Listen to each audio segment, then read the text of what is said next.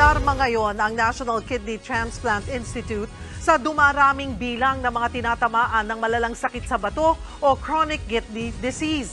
Ang dahilan daw nito, mga dumaraming nagkaka-diabetes, hypertension at iba pang namamanang sakit. Nasa frontline ng balitang yan, Simon Gualvez.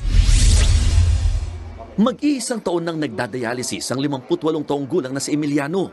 Dahil yan sa sakit niyang diabetes na taong 2000 pa na-diagnose. Wala talaga akong pinipiling pagkain. Maalat, matamis.